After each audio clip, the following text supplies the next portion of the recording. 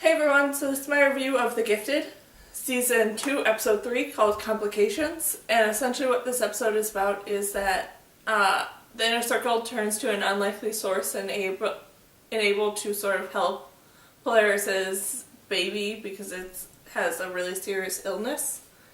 And this was a really interesting episode that had a lot of good parts to it, but the only thing that bugged me is that it still continues to be a lot of a setup episode without really any kind of payoff, and that's annoying because it's been 3 episodes now.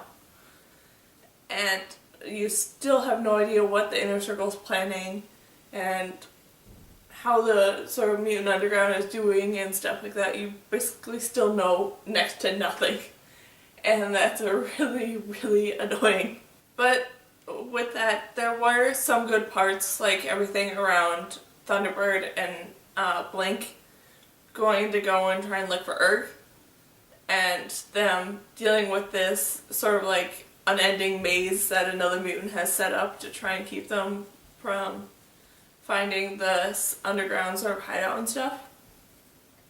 And everything around Urg asking Blink to sort of be like a spy on the real Mutant Underground and sort of on the Inner Circle and on all these other people that they're going to encounter is interesting, and I'm very curious to see if that's going to be a setup for in the future where Urg and his sort of alliances and stuff eventually end up helping out.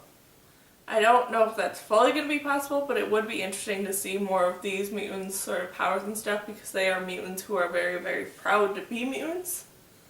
So I feel like their powers are going to be a lot stronger and a lot more interesting to see, and I'm very curious and excited to see if that is going to turn out, but I kind of doubt that it is. Then everything with Reed and Lauren was interesting in this episode, with Lauren finally being the first to discover Reed's powers that he's been hiding, and that causing a lot of problems because he gets stressed out, uses his powers, and ends up destroying the car that they were driving. So they have to essentially go and sneak around all of the Sentinel services and stuff that are going to investigate this car crash. Then Jace Turner's story really bugged me because it made no sense. Where, compared to how he ended at the last episode to this one, like that jump makes no sense because of the fact that he did, at the end of this episode, he was like throwing away all the files and doing all this different stuff and saying like, hey, I'm going to be there for our family and not for this obsession over all these mutants and stuff. He ended the episode like that. But then all of a sudden at the start of this one he's like, hey babe, I'm sorry, I'm gonna leave and go and hunt for mutants and stuff. Like, where did that change happen? That made no sense, and I just think that like the writers forgot about his storyline in last episode halfway through when they were writing this one, because his jump makes no sense for how he ended last episode.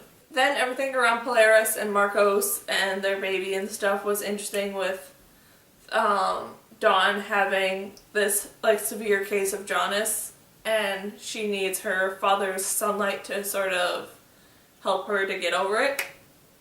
And that was kind of weird because they never set that up before this episode.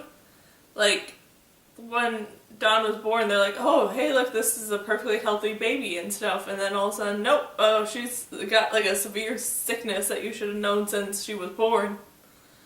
So that was weird. And it was interesting and cool to finally see a bit more of Marcos's backstory and how he was essentially abandoned by his father and had to do a bunch of illegal and bad stuff because of that, because he had to figure out how to survive essentially close to being on his own. So that was interesting to see how Marcos was then dealing with that, because of the fact that he didn't want to be like his father and abandon his own child, but he's kind of being forced to by the Inner Circle. And I'm very curious to know if what Marcos said was true, where the Frost triplets are essentially mind controlling Andy and Polaris and several of the other mutants to be sort of subdued and work with the Inner Circle, even though they don't actually want to. Because if that is true, that would be an interesting sort of storyline, that no one actually really wants to be there, and like Andy's the first one slowly starting to figure that out because his powers are strong. So the mind control is a lot weaker on him. And that's why he's struggling with deciding whether or not he wants to be there, even though he seemed to at the start feel like that was the best option. So that would be interesting if the triplets are controlling everyone. But then I feel like that would make the Frost triplets way more overpowered than they need to be. And that would be kind of odd to me. But then overall this was a really great episode. But still it is annoying because of the fact that it's continuing on to be set up episodes for like this major event or this big thing that's going to happen, but we still know nothing about this big event. And just, yeah. So that was my review of The Gifted, Season 2, Episode 3, called Complications. So